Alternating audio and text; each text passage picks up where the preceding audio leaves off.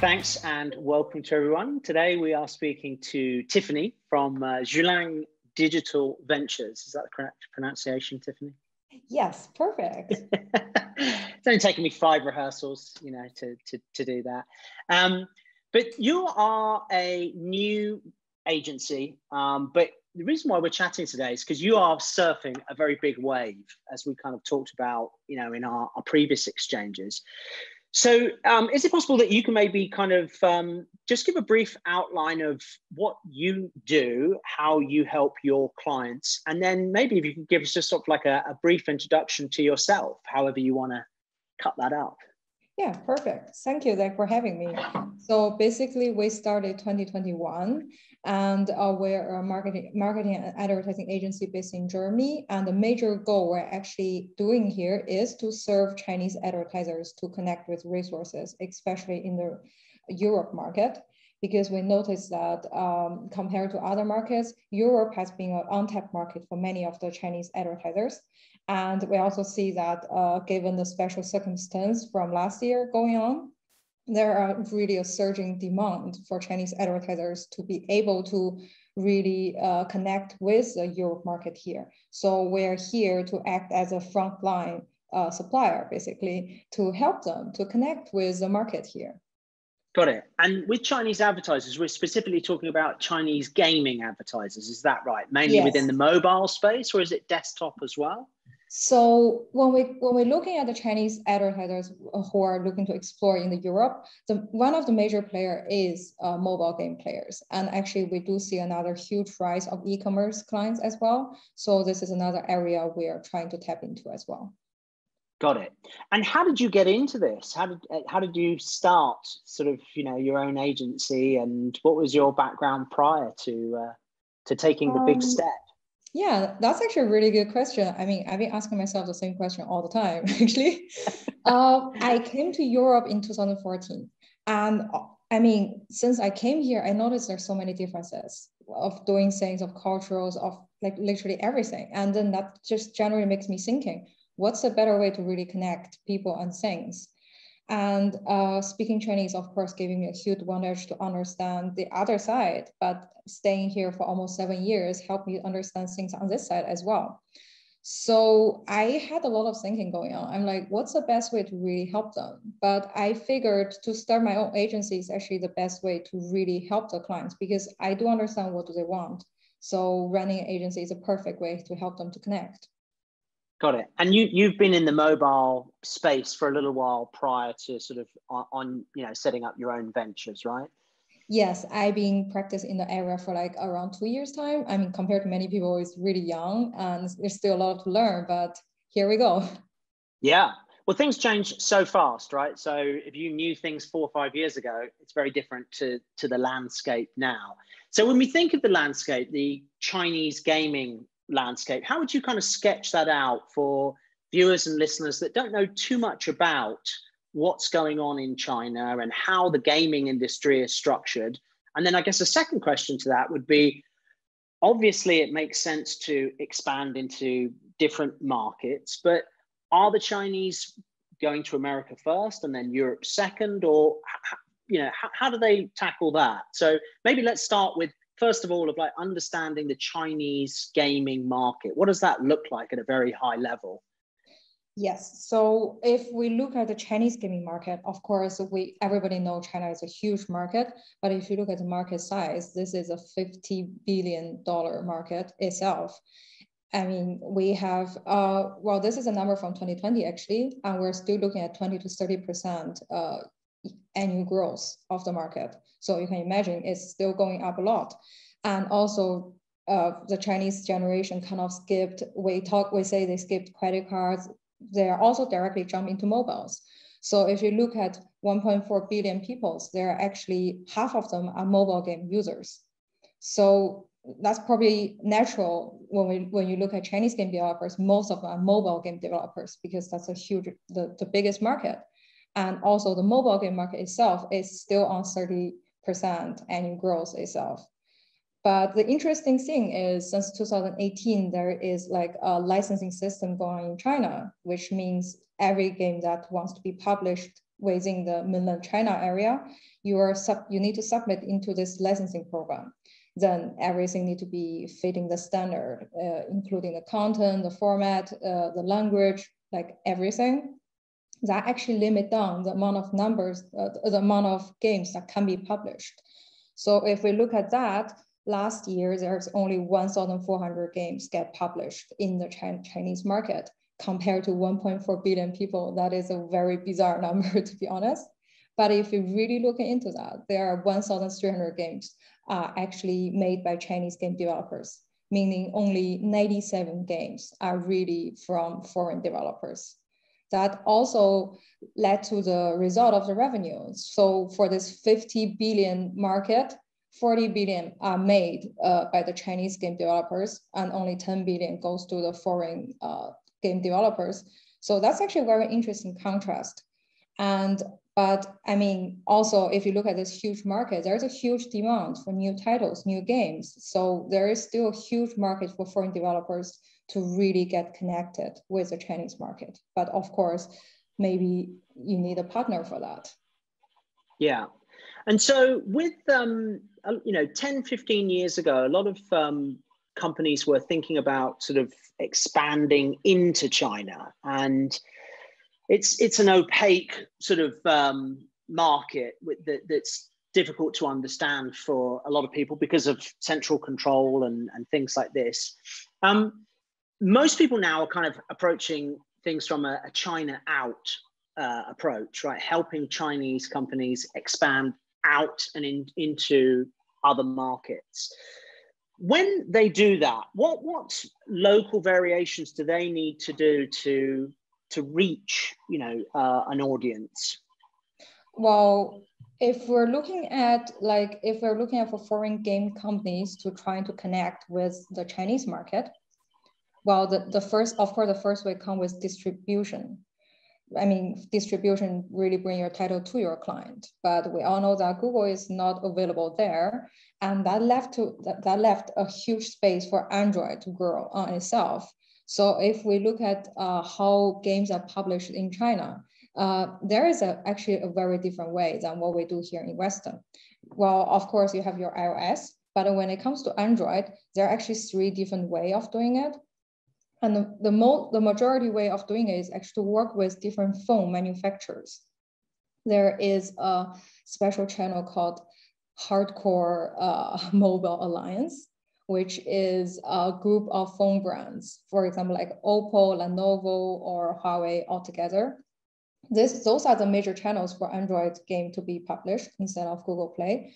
They make up about half of all the distribution powers in the market. And then they're actually 10% go for the third-party distributors. There is one of the interesting player we're looking at called TapTap.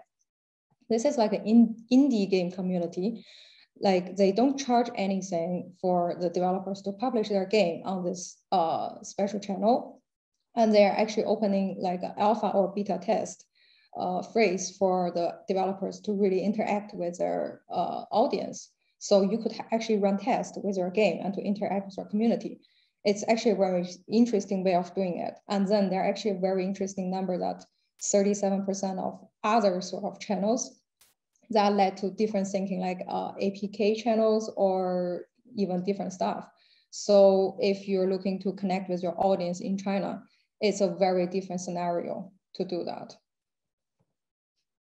Yeah, so helping these Chinese companies expand. Now, you mentioned sort of in like a brief discussion that we had earlier that most Chinese companies take the approach of going into America first because it's a homogenous big market, and then going into Europe because it's fragmented and has different language constraints and so on.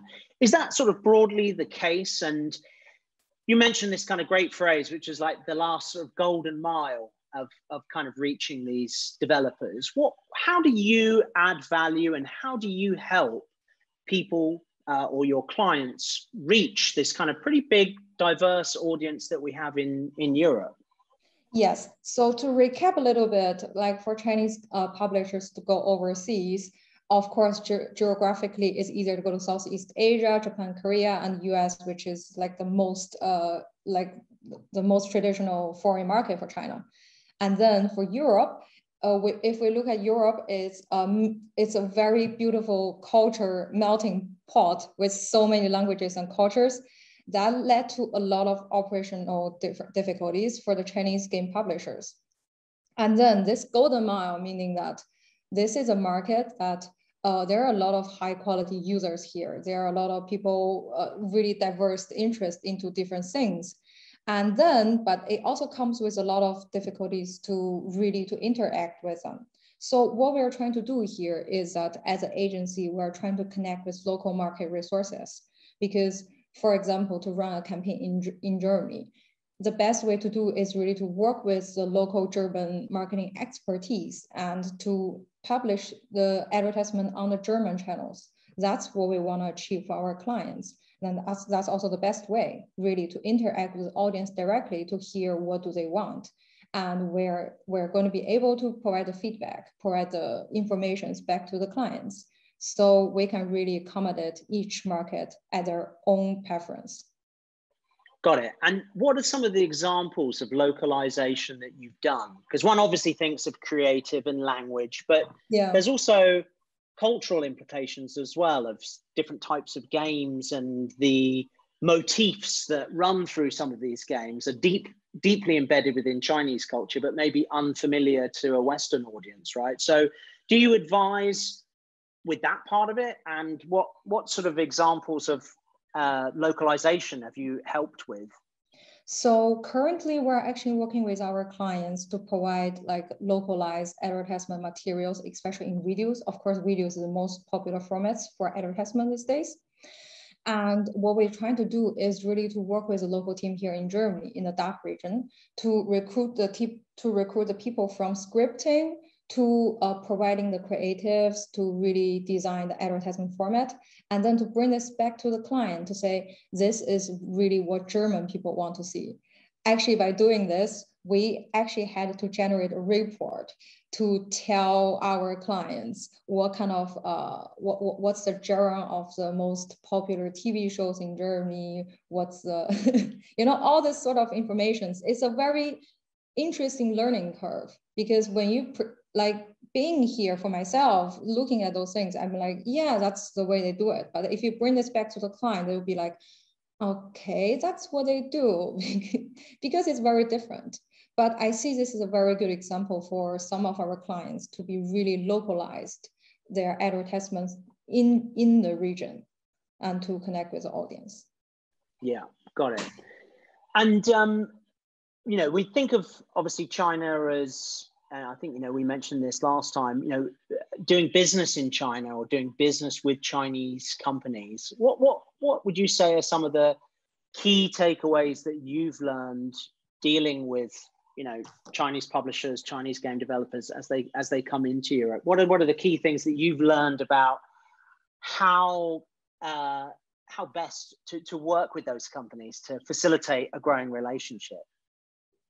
Well, that's a very, very good question. That's really what we are trying to answer ourselves as well. So actually, it was just yesterday, I was talking to another of our business partner, and he said, we really wanted to work with Chinese, but we don't know how. It just seemed like we can't build up the trust. I'm like, yeah, I understand. Trust is really the issue. And if you are looking at advertising itself, it's natural that you have a post-pay term, and it's normal that you have like a pay term of 30 days or 60 days. But then that's really the blocker for many partners to start working, because if I deliver or if I don't deliver, I have no guarantee if the partner on the other end of the world gonna pay me or not. So when I talked to him, I noticed that there's a huge thing, probably naturally for me, but not for them. Because if we look at Chinese clients, many of them, the developing and publishing role are separated. So if you look at, I know it's the same here, that sometimes you have publishers, but it's normal that many of the developers are publishers themselves. But if you look at Chinese itself, publishing is a kind of a job itself. That meaning many people really only publishing games instead of developing games. And then what they're really living on is by operation and advertising. And then it's only natural for them that they have post-pay terms. It's not like they're trying to really, scam things out. But then that become a natural blocker, because for the client side, it's like, of course I'm going to do post pay. And then for the partner, it's going to be like, why you're not, why you insist on post pay? But then if they don't understand the industrial differences here in the Western gaming market or Chinese gaming market, it become an issue to start anything. And there's no foundation of trust. So I would say this is probably one of the major blockers we have when you're looking at international connections of gaming industry. Yeah. And so that trust and obviously you guys build a bridge to that, right? And by speaking the language and knowing the industry, you can help harness that. You mentioned kind of commercial terms, and that's kind of interesting because from what I understand is basically the market split between branding and also performance-based. Could you talk a little bit about the differences that you see in terms of what the gaming developers do under each of those different commercial terms? So, well, I mean, generally, if we look at branding and performance, so that's actually an interesting thing, because I would say branding came into gaming industry rather late compared to e-commerce brand, etc. But I do see a huge rise of this idea about branding, because traditionally, if we look at the metrics, they would, like many of the clients would just go for, we do CPM, but the way we do it is we're still trying to push for the ROI result. But right now, we do see that there are different understanding of branding itself, because I would see that's only a necessary curse of any kind of titles or brand itself. But another interesting thing we see is that there is a seek of integrated marketing, which is integrate branding and performance together, to look at them as different perspectives. Because if we look at the creative, and then if we look at all the different technology we could add in, the tracking capabilities we can add in, we can actually see each advertisement to function both in branding way and performance way. That's the future I see many of the clients are looking for, actually. Got it. And this obviously leads us to a subject close to our heart here at Everflow. You mentioned being able to see the performance at a creative level. So you guys use Everflow. Like, how have you found the system, and how does it help you as a tool within what you're doing to add value to your clients? So I have to say, I'm really happy with Everflow ever since I started. I mean, everyone do the research when they started in the market. I did mine, and I am really happy I actually landed with Everflow. It has a function that, of course, you can manage things on a creative level. And the cool part is that it's the QR code. Really, when I was having the onboarding process, I saw the QR code function. I was surprised. I don't see many of others doing here in the market. And also, I would say I'm in good hand here with Everflow. The support is huge and very much needed. Cool. Well, we're glad to have you on board for sure. And what other tools do you use within your general sort of suite of tools? Do you use like a CRM? Are you plugging into DSPs, or how do you kind of interface with other platforms within the ecosystem? We don't work with many DSPs at the moment. We're more working on the affiliate level. And when it comes to CRM systems, well, we use the magical Chinese tool WeChat, which is basically the only way you can connect with Chinese clients and to have everything going on there. Like, you have your chats, you have your files, you have your calls there. Everything is in that one magical tool. Yeah, amazing. It's a powerful thing. And so what are the lessons that you've learned generally in the short time that you've been going, that can apply or that can add some value to other people that are listening, that are not necessarily doing the same thing as you, but are maybe working in a sphere that's relatively similar? Well, I do notice that I'm in a very rather narrow vertical myself. I do see a lot of peer companies doing like helping foreign brands to land in the Chinese market. And I see a lot of let's say traffic providers have their own team established in the Chinese market, but that only happens when you're really huge. But I see a lot of people out there trying to work with Chinese clients or to explore things with them. I would say, first of all, don't be afraid of it. It is a very evolving market. Everything goes really fast. But I see a lot of opportunities to work with those clients, and there are some differences. There are like of course there are different marketing strategies in this area or that area, but generally what I see from Chinese clients that they are very open-minded and trying to work with as many new partners as possible. But of course, there's a learning curve. There is communication differences. That's why we are here. But we see a lot of potentials. Cool. And I guess final sort of thoughts on things. Where do you see the gaming market going?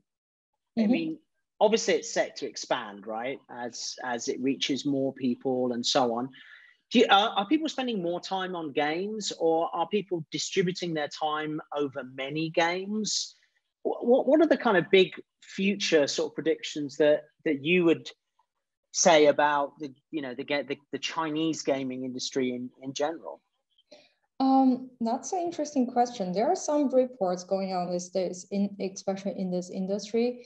One interesting trend I've seen, of course, is that for gaming industries, they're tapping into entertainment industry actually. And then when you look at, of course, how much time people spend on different games, etc., there is a huge rise of hyper-casual games these days. But we also see that for mid to hardcore games, people are more devoted to it, and there's a coming back of console games. So what I really feel about is that we are trying to embrace the technologies, and we are trying to try many different ways. Probably this goes to the hype topic of metaverse as well, because what we're really trying to do is to gamifying the whole thing. We're trying to play games while doing other things, or we're doing other things while playing games. That's what I see what really gonna be like. And do you see that accelerating then? Do you see more and more of these hyper casual games? I actually do. Like we see a huge increase of inquiries from hyper-casual game developers, actually, especially many of them are looking to expand in the overseas market. And many of the times we see very interesting new players coming into the scene and have very interesting ideas. And because the developing phase is much shorter and the product life is also shorter, the waves are coming more and more.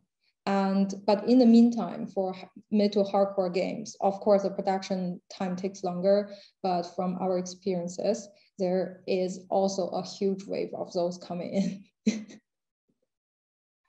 Well, that's good news for you, I guess. Thank you. I hope so. Cool. Are there any other points or any other topics that you want to mention or think it's interesting about the whole general space? I don't think so. I think I cut this part off actually. That's perfectly fine. We can do that as well.